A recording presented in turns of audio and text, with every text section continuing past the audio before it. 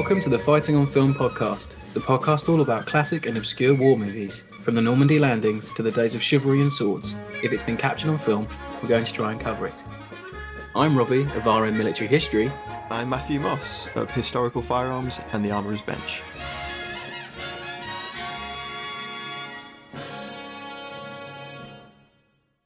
Hello, welcome back to Fighting on Film. This week is going to be a little bit of a departure from regular programming. As this week we're not reviewing a film, we are doing what we're dubbing Tropetastic. Now, we put it out on the Twitter feed a few weeks ago. So these are in no particular order, and I'm sure, as always, we will have lots of side chats and tangents, as we always do. So kicking off with Loathed Tropes from Dr. Kirsten Mackenzie. She goes with Loathed Tropes, the drunken angry Irishman, not thinking of a certain TV series at all, or Jacobites as kilt-clad and broadsword swinging. And her example was, I think that might be from the TV show Outlander, of some kilted chaps running with swords. I mean, that's a classic though, isn't it, as well? I mean, even Watkins did kilted chaps with swords. He did, didn't he? Yeah, he did. I mean, to be fair to Watkins, he did give, them a voice. It wasn't just they charged. Yeah. No, that's a sad film, Culloden, isn't it? It is. It's really sad. It's everything that War Game isn't, in a way. But yeah, I'm not a big fan of. I wasn't a Peaky Blinders. Is that Peaky Blinders that Kirsten means there? I've never watched it. I didn't like it. I've tried about 3 or 4 times to get into it. Everyone that I know, it's like YouTube keeps forcing clips onto me where it's like, here's Cillian Murphy saying something badass with that guitar riff that's like ding ding ding ding ding, like slide guitar, and I'm like, okay, now I don't need to watch Peaky Blinders because I've seen all of these scenes. That none of them make sense to me, but it's always just everyone in that. All the only dialogue I ever seem to ever remember is "Thanks, Tommy. You're right, Tommy. Hey, you doing, Tommy lad?" It's always just like there's probably a supercut somewhere of that. People just ask, just like being nice to Tommy or asking how he is. Anyway, I mean, it's not completely out of the realms because obviously there are World War One undertones to that show, aren't there? But yeah, there's Lewis guns in the first episode. I remember that. There's SMLEs and all sorts of going on. I've seen it on the YouTube short clips that keep getting thrust on me. Yeah, they end up having some doings with Oswald Mosley or something in the end, which I thought was quite interesting. It's because I was like, because to me, I mean, we're on tangent. My God, we are 3 minutes in and we're on a massive tangent already. I was like, well, I already watched When the Boat Comes In with Mark Bolan. When it was repeated on UK History years ago. And that was like enough. That was like Peaky Blinders for its day. And that's great. Like there's a Proto Blinders. Yeah, it's really good. If anyone hasn't seen it, it's fantastic. Right. Do seek it out. It goes from the 20s up until the 30s and deals with like social themes, political themes, very much Peaky Blinders-esque. I haven't seen that either, but yeah. He ends up going to fight in the Spanish Civil War, I think. All right. On the side of the international brigades. Does he join the boom? He does. I joined the boom. Can't wait to do that one. I know, we need to do it. Anyway, moving on. Trope number 2 comes from World War II TV's Paul Woodidge. Hello, Paul. Hope you're well. He goes, the big hulking bully put on his back by a smaller guy who knows unarmed combat. Oof. The malingerer who no one likes, who ends up letting everyone down. And a tense minefield scene, usually involving someone stepping in one and the hero diffusing it around his foot before it detonates. Or in Robert Mitchum's case, throwing paving stones at them. Christ, I'm never going to get over that. The minefield trope, though, is huge. Oh, that's a huge one. I mean, we've already threatened this, but that's a whole episode of its own where we just talk about minefields. We get an EOD expert on for that, right? Yeah. Oh, and we talk about minefield tropes. Yeah, that'd be brilliant. Yeah. That's a great one. If you know anyone knows anyone, I know. Mine experts, get them. Definitely. Going back to the first one Woody mentioned there, which was the big hulking bully put on his back by a smaller guy. Yeah, there's loads of that, isn't there? Like Dirty Dozen, where Marvin drops. But I was getting confused there because when it said big hulking bully, I thought you meant like a piggyback. So I was thinking, of Wild Jesus Geese. God, no. No, But what? now I realise it means put on his back, like laid out, like punched. Marvin famously drops Franco in that, Yeah, the first time they meet. There's yeah. a, I think it's the Devil's Brigade, where there's There's one there. a Yeah. big dude that gets dropped by the sergeant. Jack, is it Jack Don't Watston they? in that Well, one? they redo that trope in the Dirty Dozen sequels, like every movie. Oh yeah, yeah. Because Yeah, every Dirty Dozen sequel is the same tropes thing. on tropes on tropes, isn't it? I like the malingerer who no one likes, who ends up letting everyone down. I mean, that's an early Upham. It is proto That's Upham. Upham. Yeah. But I mean, you can flip that on its head, and you got Hook in Zulu, Oh um, yeah, yeah. who's a Comes good. malingerer and comes good. Yeah. Famously, woefully misrepresented in that movie. So much so that his Oh yeah, family walked yeah, out of the premiere. Yeah, exactly. Yeah. you know, I mean, that's when we that's a finally trope in cover Zulu, itself. Yeah, then that's a we trope, isn't discuss it? that for sure. Misrepresenting actual Mm, people badly. That's been done a yeah. few times. Will it be done in Napoleon? Who knows? That's come out today. That trailer. Oh yeah, that trailer's Yeah, interesting, isn't it? It people are seems seething because he fired a cannon at the Sphinx, and it never happened. Apparently, it didn't. Like that's the big myth, no. isn't it? Like he fires the cannon at the Sphinx's nose, and that's why it hasn't got Yeah, a face. I'm surprised no one's done a Joker Napoleon mashup yet. It'll happen. Give the This is people what you time. get when you exile a French emperor. What else have we got? And then we had a tense minefield scene. Favorite one is Anzio because it's so absurd. That can't be your favorite though. I mean, you've got It is because I'd never seen it before, and you I got Kelly's remembered it. Heroes. That's like That's great. the Yeah, most tense. I mean, every that I film don't like seems to that have scene. one. That's the scene that kills the movie dead for me a little bit in Kelly's Heroes Yeah, yeah, I know what you mean. because it's just a bit absurd. Yeah, could have been. We did talk about this in our um discussion of it in the past, haven't we? Mm, mm. About how that minefield scene kind of like they could have gone around that. Easily, yeah, Yeah, yeah, I get the feeling like that there's a wall right there. Just walk along the wall, you yeah. know. So that I think we talked about that in our episode with Peter Caddick Adams. It's Mm. the one thing that doesn't make any sense. Now we have Tom W. He goes with the bit where a vastly outnumbered company doesn't surrender straight off the bat to a load of mercs, firing a Vickers upside down and hand loading Brens a small fry compared to the above. Oh, Tom, I know what that. I know exactly what you're talking about there. CGV Um, Advertville for anyone who hasn't yes, who yes. hasn't picked up on that one. Yeah. Tom always loves mentioning that one.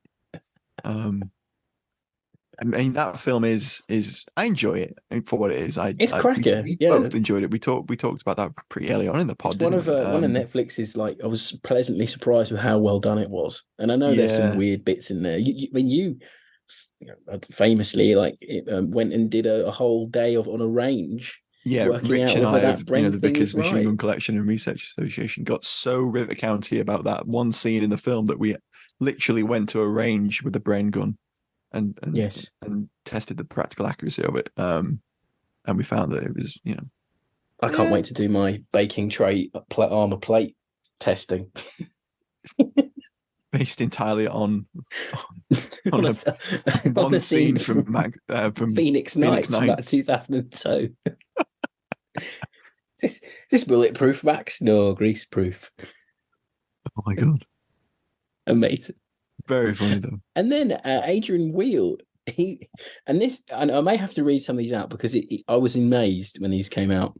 When he messaged them us, when he put them in the thread, but these are the ones that pissed me off in fury, and they are two like Word documents worth. And I'll read a few out. We'll be here for a while. Paragraphs. It's fantastic, and they're so in depth, and I love them. So he goes, the replacement crewman is not really a soldier, but a clerk typist who has been in the army for 8 weeks, has never seen combat, and is something of an idealist. See Saving Private Ryan and Black Hawk Down for more or less the same character. I think Upham type people really get to people, I think. Yeah, but they intended to. Yeah, it took me years to point work out why Upham is the way that he is, because he's meant to be us. He's meant to be the viewer. Yeah. That's how I've always seen it. I can see that. Yeah, but he's so bloody he's out of irritating. the situation. He's not been. We're like in these war films, you're picking up someone's career because or someone's vocation. If you're a soldier, I mean, you don't become a soldier lightly in Yeah, terms of it. you dropped into the experience, aren't you? Yeah, exactly. So it's the whole thing of they are meant to be us, and I always think him not doing killing when he should and him not saving people when he should in that movie is he's the only one with a conscience. He's Mm. showing how actually hard it is to take a life. But anyway, that's a discussion for another day. Now we have Brad's surviving crew comprised of 3 stock war movie characters, a Christian fundamentalist gunner, quite well played by Shia LaBeouf as it happens, a Latino driver, and a southern redneck loader. They're all completely different, yet they love and respect each other, presumably through shared experience. Same Private Ryan again. They could have substituted the Jewish soldier for Latino to maintain the same cliche level. I love the casting of Fury. I just gotta say it. I think it's Yeah, no, I do really too. great. And I mean, that is a trope within itself, casting those disparate characters and having them all come together, which Yeah, is kind of, based on reality of war, etc. And that is what happens. But you also see that in films like Hamburger Hill, and lots of other yeah, Vietnam War movies where you see, well, I mean, even The Way Ahead, you take disparate group of people, force them yeah. together into a Crikey, the safe, other way ahead. Yeah, that's and very and true. and Actually, that is a trope of its own, definitely. I mean, we can't mention we can't mention a fight on film episode without talking about Nine Men, but it does the exact same thing. All those men are very much 40s That cliches. won't be the first, and it won't be the last No, mention of it Nine bloody Men. won't be. And then to just round off quickly, and I know this one annoys a lot of people, Adrian, and I do understand. Brad and the guys end up hopelessly defending a crossroads from their crippled tank against a quote unquote battalion, actually more like a big company of fanatical Waffen SS troops. The SS baddies are astonishingly tactically naive, despite Mm. superior firepower, and get their asses handed to them. But ultimately, fresh-faced new boy is the only survivor amongst the goodies, i.e., Saving Private Ryan. Yep. Yep. I mean, you see, the thing about battalion sizes in films is you're paying extras, aren't you? And Yeah. when you put those, like, I thought it was fairly impressive that they put that many guys Yeah. into the shots in that. And yeah, I mean, it is just like a Aya was reinforced company. fanatical on how much he actually wanted in that movie. So there's a Mm. reason why that has so Mm. much stuff in it. It's because Aya's a real kid. He's an Ali Tally lover, basically. He loves Yeah, Ali. essentially, yeah, yeah. Um, there was things that I mean, I know we went to the Fury experience with some really great chats and talks on the day. But I think David Willey Catch your mentioned, episode on that if you haven't listened to it. yes, please do. In one of the talks, he mentioned that there was things in the movie that they had to really talk Aya out of showing because they're like, it might be cool, but there's no need for it. Don't need it. So Yeah. so there was a Wasn't it few a things. field kitchen? Didn't he want to like show an Yeah, he entire wanted like a field kitchen or whole. something He like wanted that? like a whole kitchen and like people showing people doing laundry and things like that. And they were like, look, it would be great, but there's budget to think about. Yeah, And and also storytelling. yeah, and I'll save it for the Fury episode. But I think personally, I think Fury. I mean, it might ruffle some feathers, but I think Fury is how you make a very competent mid-budget war movie, or in any way a mid-budget film these days, because Mm. that's a very rare thing now. The movies. I mean, I know Sony Pictures had issues around it because it got leaked and whatever, but that for me, that movie is like almost the last of a dying breed of films we don't get anymore, like Mm. pre-streaming. I Yeah. have a very interesting theory about Fury and how it actually is the last of a thing. But anyway, but I get why that ending annoys people because obviously a disabled tank, you might hit it with a couple of Panzerfausts or whatever and walk off. You might just walk past it. More often than not, you wouldn't bat an eye. But it's a great ending to the movie, isn't it? Regardless, It's beautifully shot, and I always say this, it's really beautifully shot. And you know what? It's the biggest trope of all. It's The Last Stand. it is. It's a lot. It becomes a Last Stand movie, which is another thing Yep. I love about Fury. We should do that very soon. It's a very good film, I think. Um, anyway, moving on. Alistair Martin says the typing pool clerk who has to learn to become a killer transformational Yes. arc. How Back is to this? Fury. Back to Fury. Back to Saving Private Ryan as well, because Yeah. it's Yeah. the Upham episode, isn't it? He It truly annoys is. so many Like fuck people. them, but yeah. We need to get that actor on. We need to get him on for in Oh, that'd be conversation. great actually, yeah. Being Because he Upham does on a great fighting on job. film, he really, really does. He makes you fucking loathe him and be like, I why know. are you doing this? And then he makes you Yeah. think. And that's, that's a Yeah. skill. And he does kill Steamboat Willie, which is very cathartic at the end of that film. It's a very his arc's great. It's quite an arc. It really is. I mean, quite an arc. The guy in Fury doesn't have his typewriter with him. No, he doesn't. No. Which is a shame. The pencil bit is really great. I love that. Yeah, that is good. You get very rare Tom Hanks. I used to do comedy film look. That you don't get very 80s, often 80s, early 90s Hanks comedy film look. Yeah. He somehow made us all forget that he started off in comedy. I mean, he's got funny bits in his films, though, doesn't he? So Tom can do comedy. They've done a good job masking the fact he was a comedy actor. Anyway, I mean, have you ever seen The Ruby Dragnet with Dan Aykroyd? Yeah, with Dan Aykroyd. Yeah, that's great. So good. Yeah. A good film. It's so stupid, but I love it. I like the Money Pit. I like him buying a house. That's funny. Then we have Campbell goes with the pregnant girlfriend / married after this trip death sentence. Oof. Never say that in a war film. Never say that in any film, regardless. Anzio. Yeah, Anzio. Anyone who looks... I was talking to Lauren about this, my partner, and whenever someone has a girlfriend at home or tells someone about having a girlfriend at home or looks at a photograph of someone of a girlfriend at home. They do it in Hamburger Hill. The guy that gets the Dear John, Dear John letter. Dear John, yeah. Gets a Dear John, and then he's gone in a few scenes later. Yeah, happens a lot. That is one of the single most prevalent tropes of any war movie.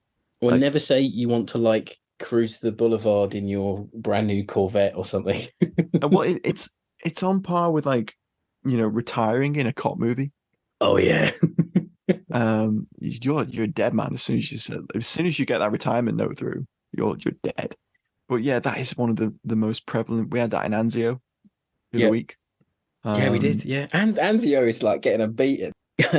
Seri Thomas echoes the same sentiment where he goes, after the war, matey and I are going to move to Eastbourne and open a tea shop. Dead in the next scene. Fuel / ammo quantity is only ever an issue if the plot requires it. That's very true, actually. Battle of the Bulge. Whole film is about Kessler trying to get to some fuel. I noticed that reloads were a common one that were mentioned in the thread. They are. People never reloading. Where Eagles Dare. Where Eagles Dare. Yeah, true. There's a very little bit of reloading in The Wild Geese. There's barely any in that. Oh no, there's a really nice bit where there's the great where Hardy Kruger reloads. Kruger's reload when he's got the president on his back. Yeah, president on his back. Oh, so good. Slapping that mag in. Oh, something sexual about that. Beautiful. Why isn't there a gif of that? Hot reload action. That'd be our OnlyFans, wouldn't it? It'd just be gifs of reloads. That would be it. Yeah. And then he goes with British officers in American films are usually incompetent upper class twits. I mean, Band of Brothers does that to a T for me. Yeah. That tanky officer. Yeah, Bridge Too Far as well. That does it. Oh Christ, yeah. It's the same thing, isn't it? I just realised that. Bridge over the River Kwai. Yeah, Bridge over the River Kwai does that a lot. Yeah. It looks down on Alec Guinness's character, don't they? As being insanely stiff upper lip. That's why I like Yesterday's Enemy, because it doesn't have that trope in it. It has, Stanley Baker is a sort of you think he's worked his way up from the ranks, even though he's a tiny bit clipped. He doesn't seem like he's a career officer, but he's got all these clipped people around him that are sort of he's subverting that. I really like that one. And if anyone hasn't seen that, that's another mini trope. I can't think of any examples of it off the top of my head, but people proving themselves to posher upper class officers. Yeah, that's fair. Yeah, there's a few. Yeah, there is. No, I can't. There's think. Subtext. There's subtext there, and then he ends with any film with Cage is shite. Any film, Seri. Seri any hates. Film. You heard it here first. Any film. Seri does not like Nicolas Cage. What about Lords of War? Yeah, that's good. I like that one. It's not a bad film. Yeah, I mean, he's a bit insufferable in it. But I tongue in cheek enjoy Wind Talkers, but it is trash. Cage isn't the worst thing in that film. That's the wild thing. It's not. Christian Slater's paper mache head is. Kevin goes with the soldier who receives a letter to the fiancé is going to be dead. Yep. Then Classic. Stephen O'Neill, and this was dissent among the ranks, listeners, and I was in control of the Twitter on the day this went out, and he said "un petit peu," which is a reference to 9 Men. It's not a trope. It's not a trope, but I put that better I not be. defy anyone to show me another instance where umpty poo is used in a film in a trope-like manner. I put that better not be 9 men slandering the ranks. And then But I mean, Ian, perhaps he's referring to like stiff upper lip, I think that might be it. esprit de corps type stuff. But that bled into it, doesn't it? That bleeds into maybe every 50s, 60s British film that there is some sort of stiff upper lip in there anyway. Ian McKellen now goes with radar screens that make a bleep noise when the plot appears on the PPI screen, radar screens that only show one plot and zero clutter, nobody cleans their weapon, every wound needs a tourniquet, and POW camps only showing officer prisoners. That's true. That is true. I feel like he has a personal thing with the radar from personal experience. I think it's Ian's ex-RAF, I think. So he is. Yes. Definitely. There were a few more radar type ones, but I didn't know any of that about radars, so no, that's useful to know. Well, I mean, perhaps we need to have Ian on for an episode where we talk about radar in war movies. Yeah, radar roundup. AD Bonds goes with 4-blade Spitfires for any Battle of Britain stuff. Yeah. That's what you can. Yeah, Spitfires in place of Hurricanes. Yeah, agreed. Yeah. Isn't you reusing Battle of Britain footage a trope as well? Because loads of films do it, and they still do it. Also mosquito footage from 633 Squadron. Yes. Or Mosquito Squadron, one or the other. And one way around. And the bombing of Hamburg, bomb dropping footage being used quite a lot. I've seen that a lot of times, either colorized or not. It's used in Memphis Belle as well. And then we have 2 soldiers who dislike each other. From Brian Williams, this is he goes with the other, the recruit who passes around a photo of his girl back home. That's quite a prevalent one from everyone. Then we have 2 soldiers who dislike each other but who become friends after. Friends under fire, one of whom will die in the other's arms. Legionnaire with Jean-Claude Van Damme has a little bit of that going on. It does, yeah. I mean, Wild Geese does it, don't they? I mean, they kind of subvert that where, Kruger doesn't like the president, Kruger's character, but then they come to like each other. Yeah, that whole grudging appreciation kind of thing is. I want to say I feel like Long and Short on the Tool has that in it. But not the cradling each other. They just grow to respect each other when they're going to get attacked. Zulu. I want to say that's in there. Definitely Zulu. Richard and Bromhead. A few minutes of history now. He goes with snooty British officers. Quote unquote, I'm glad I died for my country. Every Englishman being from London. Dreadful berets and NCO back-chatting officers. Dreadful berets doesn't seem possible. Every beret in every film is fantastic. What are you talking about? I've got a few examples of that one actually. Chard in Zulu, for the officer being rather clipped and an officer and a gentleman type. Well, that's more classism than anything else. I think. Of course it is, dear boy. Anson in Ice Cold. Anything David Niven did, war related. Yes, he's playing David Niven. Yes, he was. But away from like the English gentleman trope, you've got like a broader trope of just officers and commanders that are portrayed as like stand-up dudes. Yeah, it's nothing. They can't like do a thing wrong. Kraus in Greyhound. You get the feeling that Hanks's character is he's a good chap. Yeah, he's an all-round slugger. Yeah, he's a great guy. Yeah, Mel Gibson does the same thing with Hal Moore in We Were Soldiers. There's a plethora of that one. The every Englishman coming from London thing, I think that's an Ealing studio thing. Like everyone, that's almost like they mirror each other. So you got the snooty people are like your main actors, and then everyone else underneath them is like your Percy Herberts and your everyone's salt. Everyone below the captain is salt of the earth. Yeah, essentially. All right, Gov. I'll stand here forever and fight the juries. It's always like that, isn't it? Yeah. But that feeds into my thing. The entirety of Zulu, you mean? But it's Welsh. Exactly. Yeah. That which famously, like it wasn't a Welsh regiment at the time. So no. Yeah, exactly. Weird, isn't it? But that feeds into my thing of every kid in like British media is a little oik from London. Oh, very true. Yeah, very true. Personified by those kids in The Universal Soldier when they're picking up their small arms. Is that a real gun? Is that a real gun, mister? Maybe when we do Hope and Glory, that might be different. But I think then they're in London, aren't they? Yeah, they are. Yeah, Yeah. yeah. Ooh. Oh yeah, because the balloon comes down, don't they? And the Home Guard come and shoot it. And they go, "Oh, you've ruined our fun." Oh, Christian Bale. Is it Christian? No, it's not Christian Bale, is it? It's not that surprising. Whatever Yeah. that film's called. Cry through the sky, Cadillac of the sky. That's That it. one. That's it. Yeah. Because that one doesn't do it, does it? The Christian Bale one. He's quite clipped in that. He is. Well, he's supposed to be. I think he's a banker's son in that, Yeah. isn't he, or a merchant's son? Like they. He's definitely very posh. This is a good one from Bill 1940 medal campaign. Grenades that explode with the power of the Hiroshima bomb. Ooh. Yeah. Oh, and There's it a almost lot of that in Wind Talkers. Windtalkers made that. I think what happened is John Woo on that film went, I'd like some pyro for some hand grenades. And the pyro guy just turned around and said, "No worries, John, I got you."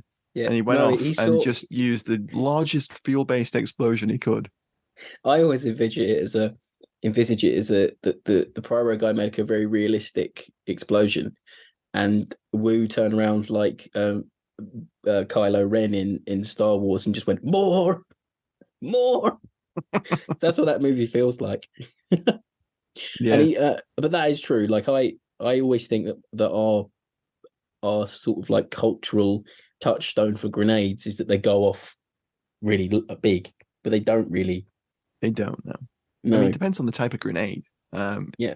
Like blast grenades more so than others. But I Another mean, thing even is then, like when people get shot, they don't just crumple into a heap. They like get thrown back and like put their arms up and all oh, that. that is a good trope actually. Yeah, like Yeah. when people do super dramatic deaths from Like gunshot that one wounds. for Operation Overlord where he does the whole Oh, the way he does a jig before he falls over. yeah. Christ, we need He to do does like a that. tap dance before he dies. But that's a good one. Next Though. year for D-Day, Rob, big anniversary. Next big anniversary, we're gonna do Operation Overlord. Yeah, we should. Yeah. We'll do an Overlord month. We could do a D-Day month. There's enough to do. Easily. Then we have one which is very true and prevalent, and it is a fault of cinema, really. An almost complete absence of Canadians and Anzacs. Well, I think there's more Australian representation in war movies than there is Canadian. Barely any. Yeah, I mean, Devil's Brigade is about the only. Devil's Brigade. There's a film, a made-for-TV film, about Canadian convoy crews. Okay. That was made in the 90s, but that you'd have to. I had to track that down when I heard about it. I can't. There's no Dieppe film, is there? No, there should be. No, there is. There's a Dieppe series, wasn't there? TV series in the 90s as there? well. Yeah, there is. Yeah. Wow. Well, because if I don't say it, Alex Bowers or on this day in Canadian history will put us straight on this. So we have to be right. Because there is some good historians out there at the moment doing what media should have done years ago, is show all these interesting battles. Where's your Toner movie? Come on. Yeah. Well, imagine a Monte Cassino film where you get everyone has a little troop of, you show some Poles, show some Brits. It'd be great. Just sort of like Commonwealth or free nation representation would be nice in war films. I mean, I know there's this Polish one coming out, isn't there, that caught some flack online a few months back. Oh yeah, I mean, everyone looks at like production stills of films and goes, "Well, that doesn't look great, does it?" They did it with Napoleon film to come out. They did when it came out. Yeah. But no, I do agree with you there, Bill. A big absence of other nations that aren't British or American. I think that as well, that boils down to film industry and how much money you've got to put into projects as well. And the notoriety you can gain by doing so. Anyway, Liam Patrick goes with he goes with no British or other nations or in American war films. The hero being the only one to have good ideas, while everyone is stupid, inept, or unknowledgeable. And then he goes national stereotypes like the British tank scene in Band of Brothers. And then I guess David Monet mentions Scotsmen always being drunks. That's true. Yeah. That's there's a lot of horrible stereotyping going on. There is. Stereotypes are very prevalent in a lot of 50s, 60s war movies. And they continue to be a little bit, don't they? But yeah. Paul Hicks goes with the why the insanity guy. Oh my god! For some reason when you read that, the Bill Nye the Science Guy theme flashed through my head. Why the insanity guy?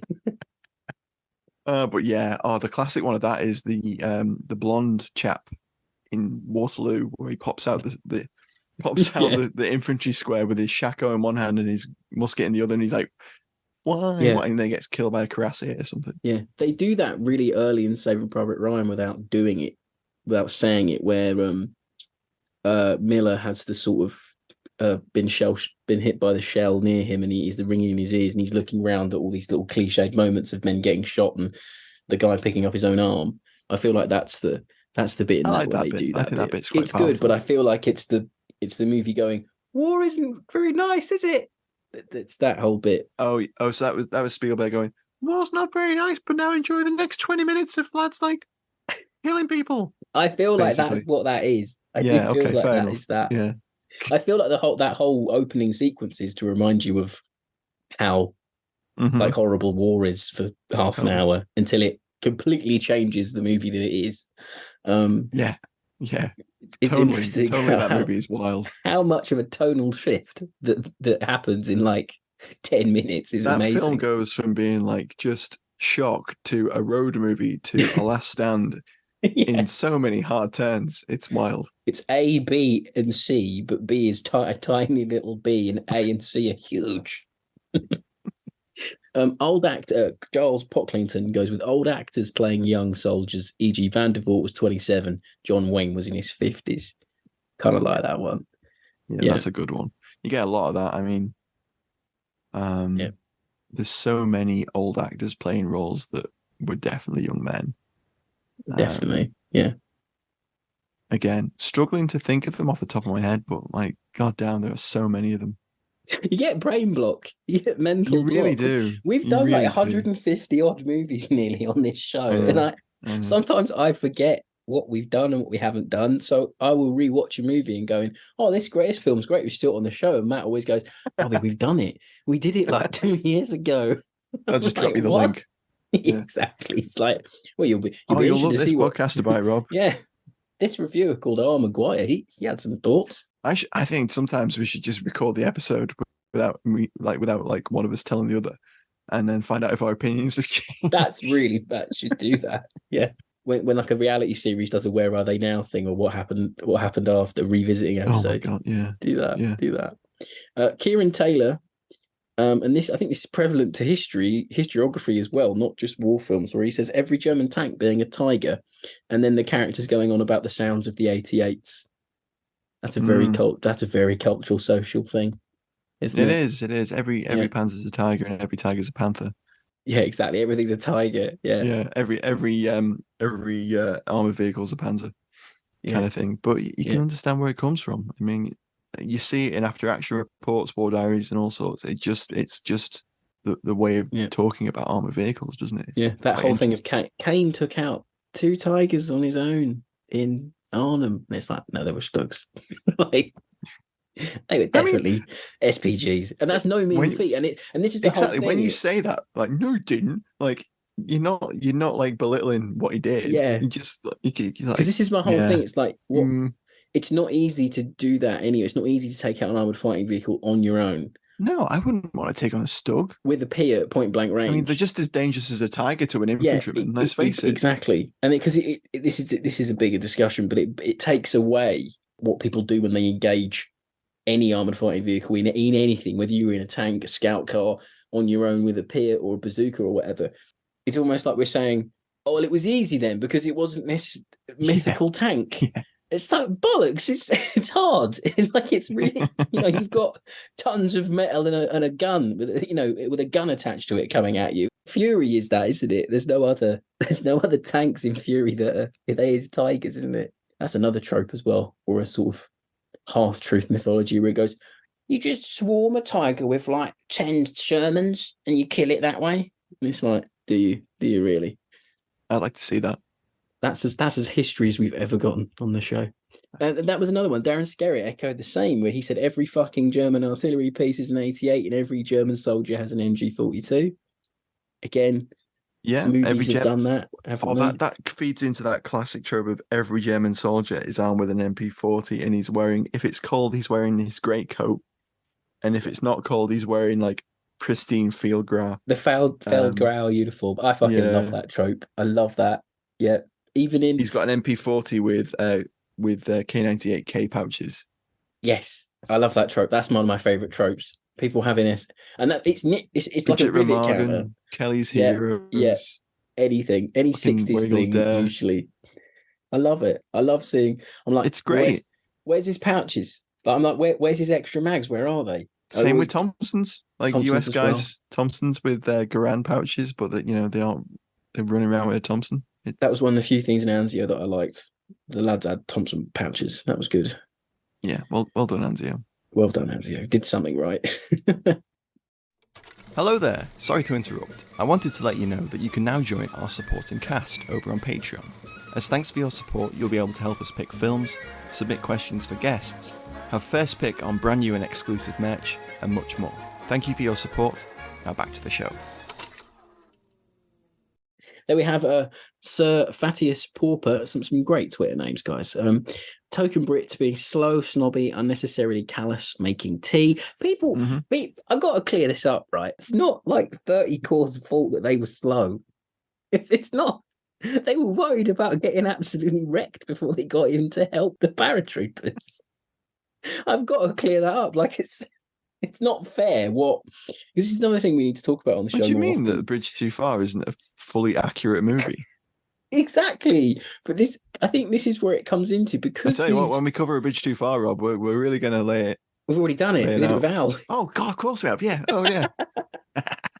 But this is the whole thing that war movies do, and it lends itself into a wider discussion again. But that whole thing of stopping having tea was so prevalent, and still is. And it's because of A Bridge Too Far. It's because of Band of Brothers. They're really hammering it home that you have to blame someone. It's this whole blame culture around Arnhem that I find when I research it. We always feel like we have to blame someone for it. I know it's the British's fault because they stopped. Well, what happens when you get to the bridge? Can you keep that corridor open with a dwindling amount of resources? It's a tough ask anyway. So one tank stopping at one bridge isn't the issue with that operation. It's a real Hail Mary thing anyway. But it is funny that always comes up. Before we move off of that one, we've got to talk about tea. Got to. Tea is a heavy trope. It's constant, isn't it? It's like there's a good stream. Every decade has a classic brewing up tea sequence. Bridge Too Far, Brown, Sean Connery. You think all this can be alleviated with a cup of tea? Great line, fantastic. Steel Bayonet, where Leo Gaines Batman comes out with a cup of tea. Cup of tea, and gets killed. Brilliant. Cruel Sea, tea in nice little enamel mugs, nice little china mugs in that. That's nice. There's a little bit of it in. I'm trying to think of the exact World War One movie where there's a tea sequence. Oh, Journey's End. Yeah, Journey's End is the one that came to me first, but I think there's also that. I mean, it kind of is still is Journey's End, but the Aces High as well. Yeah, very true. Do that in that one. Yeah, tea is again, it's a cultural touchstone, isn't it? Something that we all. It is. It totally is. Absolutely guzzle the stuff. I feel like in Greyhound, someone brings him a cup of tea as well. No, it's coffee. It's coffee. It's American. It's coffee. The guy with the dog, the wife who gets married is killed. And then a stalwart, reliable NCO played by Sean Bean who sticks it to the Ruperts. I'll whisper it. I've still not seen much sharp. Shocking. Absolutely appalling. Sorry, everyone. Quintessential 90s ITV programming that you have not watched. I'm sorry. Chris Langdon goes with least favourite RAF pilots with posh boy accents. Yeah, I've got to agree there. And then most favourite, every NCO is furious, always. Always. The Way Ahead. Guns at Batazi. Yeah, Guns at Batazi. Oh, Christ, yeah. We should have like NCO offs maybe one day. Oh, totally. That's definitely a format that we should explore. NCOs films, because I think that Richard Attenborough's, I forget the guy's name in it, the actual character's name, but him in that, and then The Way Ahead's, I played Doctor Who. Well, his name's Fletcher in that, but it's... And William Hartnell, him and Attenborough. You'd be polishing your buttons and bullying your boots when they told you, Christ. You would. I mean, and then you've got Sergeant Bourne in Zulu. Brilliant NCO portrayal of going from fairly quiet and measured to really balling. Jumping off the back of that, one of my favourites is the veteran instructor. Fletcher in The Way Ahead. Watson in Nine Men. Similar sort of thing. Gunny Highway in Heartbreak Ridge. Sandy from Wild Geese. Sandy and Wild Geese, Sergeant Plumley and We Were Soldiers. Oh yeah, some great ones. Yeah, Has a little bit of it going on. See, what I noticed there is a through line of being played by like beloved character actors. You're right. Yeah, and I feel like Percy Herbert was robbed of his chance to do that. Was. I'm sure he did it somewhere, we've just not covered it yet. And that is a good shout. I mean, anything is possible. Yeah. Bill Hall goes with, for movies showing the Canadians, the formation always has one French Canadian, one First Nation soldier, people who are polite, self-effacing, but competent. And that feeds into Canadian stereotypes there. In the very few Canadian war movie portrayals. Again, yeah, not very many. Then we have James Cooper goes with The Bridge Too Far. Artillery Barrel Chasing the Woods is about the only film that shows German medics. 99% of films show Germans dying instantly when shot, yet Allies have a far higher percentage of wounded when hit. That's very true, actually. Yeah. It's interesting. That had never really occurred to me. But no, yeah, that's very fair. Sense. If you're German infantryman number 5 running into shot, you're getting downed. But yet if you're Bren Gunner assistant named actor number 2, I'm thinking of Steel Bayonets here, you can take a round, but you can valiantly take on more Jerrys before you're downed. That's very true, actually. Yeah. Never thought about that, Trope. That's a really good one. That's a good one. That is a good one. What about The Good German? Yeah, there's a few. That's one of my faves. Stalingrad subverts that, though. Gotta admit, it does. It does kind of. You've got Paul Lutz in Ice Cold. Yeah. You've got the Italian chap in Sahara. Yes. Yeah, I forgot about him. Crikey, yeah. We'll have to do Sahara soon. That's a great one. Yeah, it is great. We've kind of got Kruger in Bridget Remagen. Yeah. The criteria for The Good German kind of floats a little bit. There's the film The Good German with George Clooney. I have not seen it. I think that might just be the name of it. It's just coming to my head because you said Good German. That's all I can think about. But it's basically, like no, it is. It's true. Yeah. It subverts the evil, bad guy character into being someone that is relatable. Sometimes it's through interaction with the Allies, or sometimes it's through the character being depicted as noble, such as with Kruger. You get that a little bit in a few different films. There's a Good German as well, but also, I mean, there's also perhaps a argument to be made that anyone who's portrayed to be in the Hitler Youth is an innocent party. I mean, there's an interesting scene in Downfall, isn't there, where he the wounded German soldier berates a group of Hitler Youth that are manning an AA gun. Again, it's an 88. Yes. Why the hell some Hitler Youth would be manning an 88? I don't know. I know, right? They failed to show all the Volkstone running off in that movie as well. But no, I can understand where you're coming from with that. Because like Jojo Rabbit, like it portrays them as like they're innocent children. There's an interesting depiction of Hitler Youth in Bridget Remagen, isn't there? Where the young boy that works at the hotel opens fire on the Americans with an MP40 from the window. Blameless. It kind of just portrays him as like child thrust into war kind of thing. Yeah, it's always that children are always used in that thing. That's an interesting trope. Yeah, like with that's similar to Full Metal Jacket. Oh yeah. The young girl at the end that Joker young kills. Vietnamese sniper. Yeah. That's interesting. See, these tangents are we get quite deep when we want to. Then we have Ian Anderson. Let's not forget the guy who cracks under pressure, but then composes and redeems himself of that mental break by performing some miraculous or superhuman feat, saving his comrades. Example, Johan from Das Boot, but I'm sure there are more. I just can't think of any others right now. See, it's hard thinking of the examples. It's difficult, isn't it? Because I was a bit mean to the listeners where I was like, please provide an example. So was I. Yeah. And again, come back to Upham, that kind of subverts that trope in an interesting way almost. Yeah, I know where that one's coming from. Oh Christ. I've watched so many war films I can't remember. I feel like that last ever Mitchell and Webb sketch where they did the Sherlock Holmes when they were old, and he's like, I can't remember anymore, Watson. Oh God, he's like, I've solved so many crimes. That's the most poignant, sad way to end the sitcom ever. But I feel like that right now. I've seen so many war films. I can't remember. Well, that's how we'll end the show when we finally finish. Oh my god, yeah. When we've finally done the last war film. The lights are going out, Matthew, but I can't quite turn them back on again. The mic's turning off, Rob. The Zoom account's running out, Matthew. I can't quite renew it. Patreon doesn't exist in 2073. These hologram pods are killing us, Matt. Keep telling you we need to invest. Oh my god. Crikey.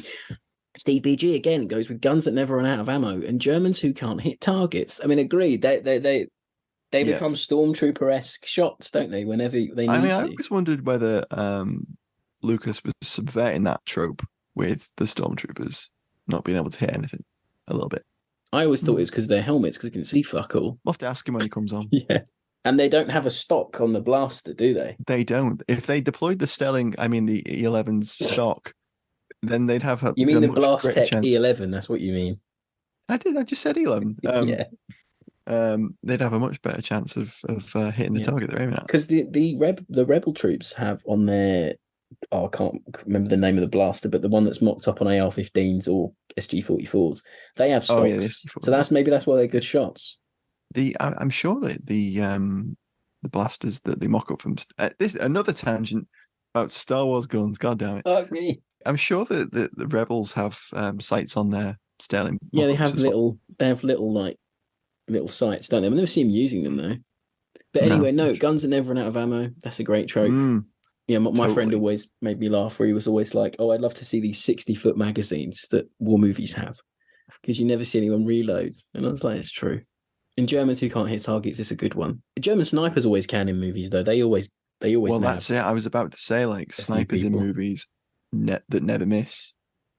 True. Like the dude in Kelly's Heroes with that Mosin Nagant, and the sniper in Saving Private Ryan. He doesn't miss until a flat gun knocks him out. Stay down. Boom. Great scene. He's weird left-handed.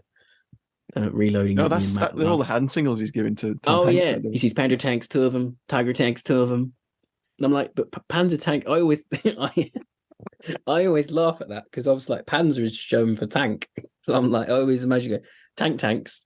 He sees tanks. Yeah. DJS goes with another history-based one. Not a sniff that the American army in World War II was racially segregated. Very rarely. That's a very good point. Yeah, quite rarely shown. I mean, I know there were a couple of movies that touch on it. There's Go for Broke. There's that one about the Red Eye Express as well. Red Bull Express. That's another one. And then there's quite a few Korean War movies in the 50s that deal with post-segregation. There's one with Alan Ladd and Sidney Poitier that I always forget the name of. That's what it deals with. I always think of Pork Chop Hill as a good one for that. Pork Chop Hill as well. Yeah, that's definitely there. I read about it the other day, and I thought, oh wow, yeah, that was meant to be coming out.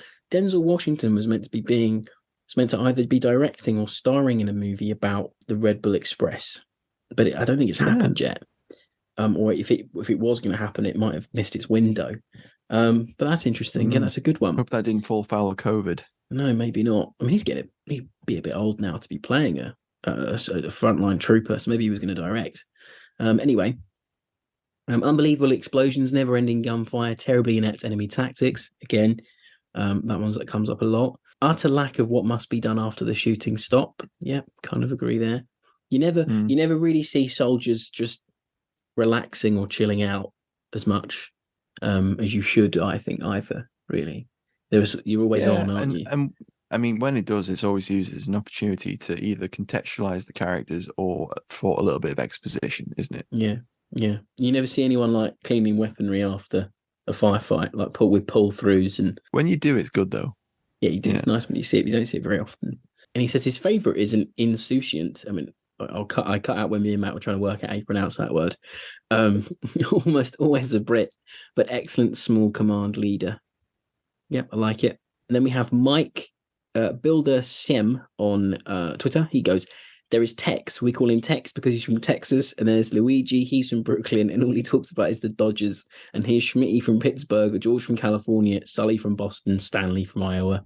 It's weird. Like American characters are boiled down to the state they come from, but British characters are boiled down to their class or what very they true. What job very they did. True. I mean, I suppose. I mean, there isn't a class element with American localized portrayals because they're never shown as like upper class, like Yeah, that's very true. You don't all of see those like tropes that were listed off then are all kind of like working class Joes, aren't they? and even, The you one don't thing really. that the one movie that does kind of like flip down its head in a weird way is Rough Riders. Because the 4 or 5 characters that you follow in that, they're all rich New Yorkers, Oh yeah. like heirs to big money, that kind of thing. Yeah. I like what Forrest Gump does with that, where it's like we got text from text and text, so I didn't know where he was from. Always makes me laugh. Great line, great writing. Ian Anderson suggests the likable side character, often wearing glasses, possibly religious, has some eccentric quality, and or is a friend of the main character and gets killed off by the end. That is another Right. one that Lauren mentioned. Like anyone who wears spectacles either gets them broken or gets killed. Yeah. So, I mean, Ian mentions Cat in All Quiet on the Western Front, Yes. Private Jackson in Saving Private Ryan, Yeah. Bible in Fury, Shia LaBeouf's character. Yeah. Benjamin Bufford Blue, Bubba in Gump, Mhm. and Danilov in Enemy at the Gates. And they're That's all really true. good examples. Yeah, there aren't. I can't think Again, of any in the religious ones for latest All Quiet British. on the Western Front, that happens again, where the chap with the glasses is I think the first of the group to be killed. Be killed off. It's interesting. Mm. Yeah, maybe the filmmakers see you as more. I don't know. It's more hard hitting or something. Perhaps I don't know. Maybe. Then we have Campbell goes with Chekhov's gun taken too far. See Memphis Bells. They've only got one wheel down. Opening to final landing scene. That's funny. Yeah, that is true. That's too much in that film. They've already gone through way too fucking Oh, much. I know. On their mission. So then every time I see that when I think, oh no, they can't get the landing gear down. Oh, they're not going to make it. And I'm like, all of the cast who've survived are in the plane.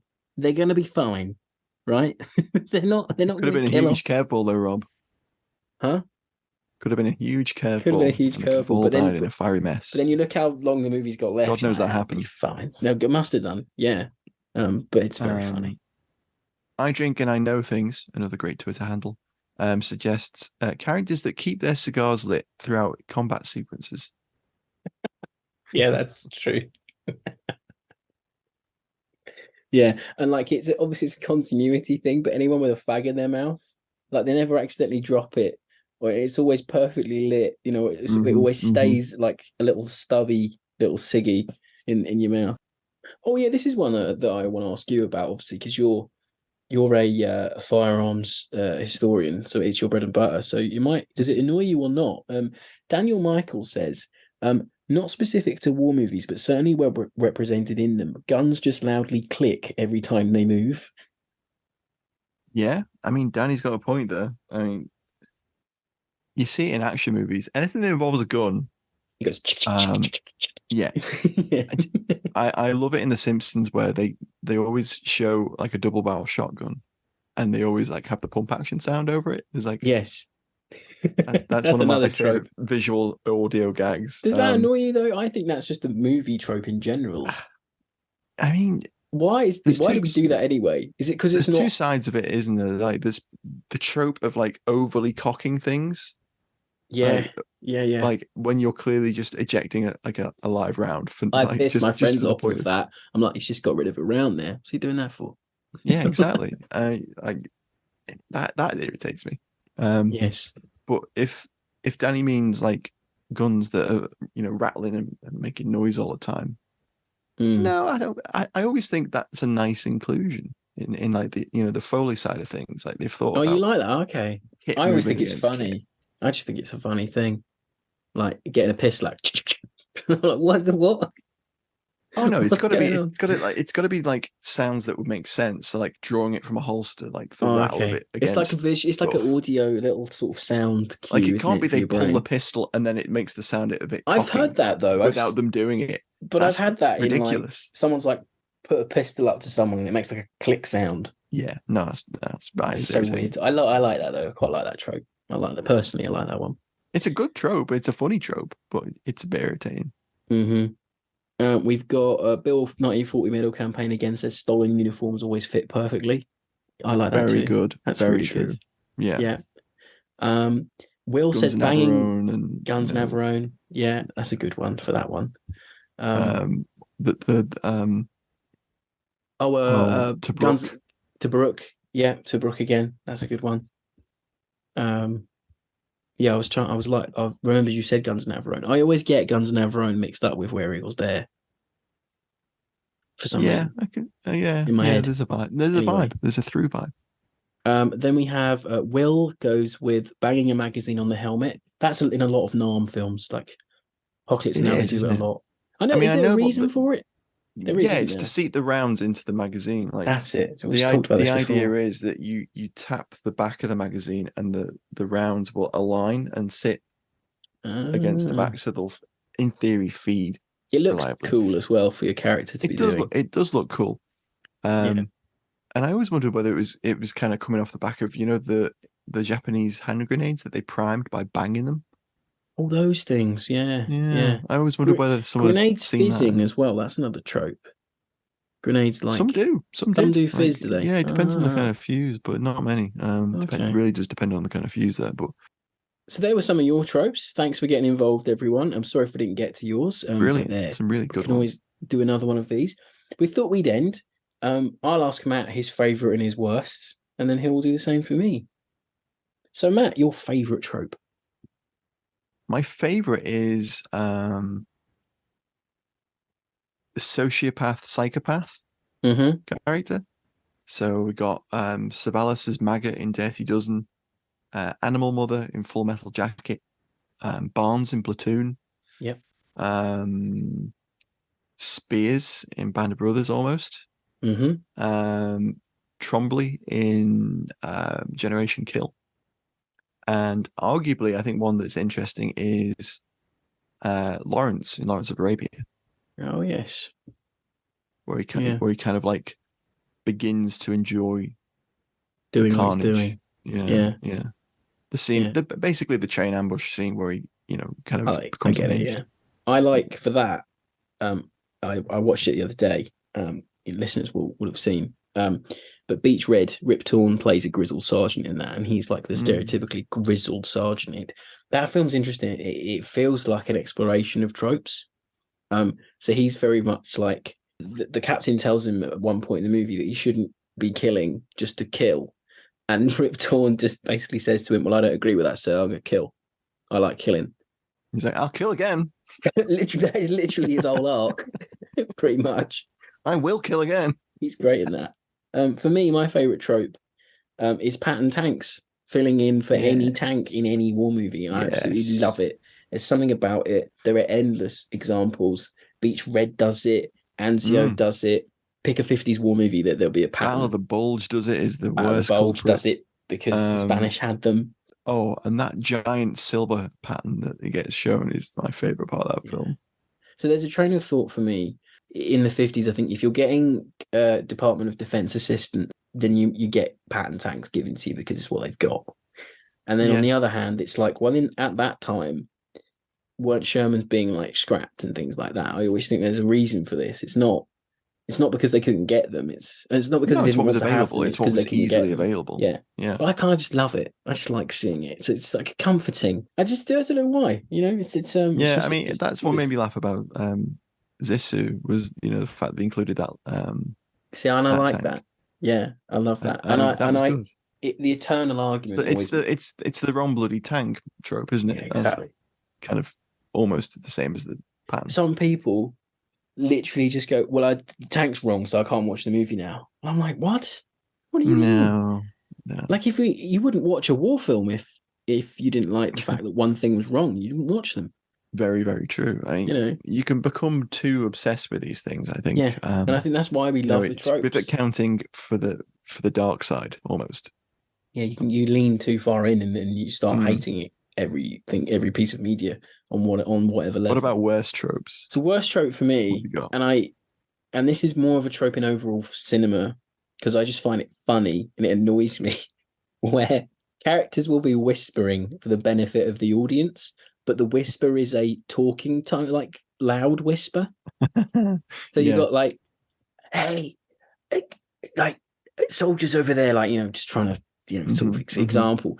But it might as well be me saying, there's soldiers over there.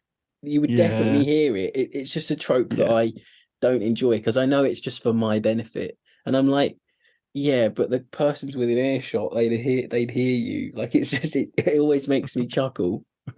No, that's a good one. Sorry, and another one, and it's one we've talked about a lot, is ending cards of what happens to the characters if they're fictional. Oh, I can't stand it. I'm like, so they don't annoying. exist. It doesn't matter. Like, they're not real people. It doesn't matter. Yeah, exactly. Don't do it. Yeah, That's totally. actually, no, scratch whispering. That is my most hated trope. Trying to make me overly care about a fictional character's after movie life. In the 90 minutes, that's their life to me. They don't exist outside that 90 minutes. I don't care. Yeah, it's films assuming that you really, really love the character that much that you need to know what happened to them for the rest of their life. I remember when I watched Football Factory for the first time and it did it. And I'm like, I don't fucking care what Danny Dyer and his gang of cliched hooligans do after this movie. Like, you were the director. I was thinking, you are insane if you think anyone cares about these people afterwards. Mine is trying to disguise quarries as not quarries. You love it. But you love it though. See, we say we hate these things, but we love it as well. It's a guilty pleasure, that one. Just like, I mean, I couldn't believe the Covenant did it to us. Like, that was so egregious. It had a quarry combat scene, and I was just like, God damn it! It lives on. It really do. Yeah. And none of the guns you're using are actually live, so like, there's no possibility of like pyro or like firearms like no one's gonna hurt themselves. Yeah, fired into a safe direction or something. Yeah. Oh, there's a trope we haven't talked about as well. People doing shaky gun so they can put it on After Effects. That's shaky gun. That's a cool thing. That's an emerging trope. Last 10, 15 years. Yeah. Since CGI squibs and stuff. In the wake of the way the industry seems to be going now, in the wake of the Ross incident, is that less supposedly, I don't know who's picked this up and who's running with it, but supposedly that films are going to be using less real weapons, and any film that uses real firearms gets this piece written about them going, the movie makers defend the controversial decision to have firearms in their movies. And I'm like, well, if your movie's got guns in it, what can you do? You can see what the end game of that will be. It'll be in like 10 years' time. It'll be X director brings back firearms on set. Yeah. And it's like a big renaissance it'll be fucking moment. Nolan, won't it? It'll make a biopic about Winchester or something. It'll be Winchester walking around going, what have I done? I've made a repeating carbine that's going to destroy the world for like an hour and a half.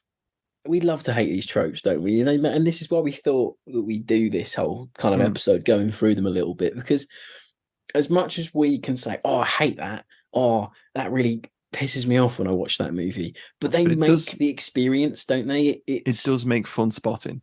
Yeah, exactly. Which is why we've done the trope tally in a couple of episodes. But yeah, I mean, also it's a nice excuse to get some interaction from you guys. If you don't already follow us on Facebook, Twitter, Threads, OnlyFans, Instagram, definitely go and find us. We're on all of them as Fighting on Film. You can find me on Letterboxd as well. I'll drop your Rob's review on down there. Just search my name, it'll come up if you want to. But yeah, so as always, thanks for joining us again for some more war movie chat. Next week will probably be a regular review, but as Matt said, do keep abreast of the social media and the ever-changing world of social media at the moment for all of your war movie updates, Threads and XYZ and the other. So again, thanks for listening. Do catch the entire back catalogue of the show on fightingonfilm.com. Drop us a review on whatever you're listening on. We always appreciate it. And we'll catch you again next week for some more Fighting on Film. Bye, guys. Bye.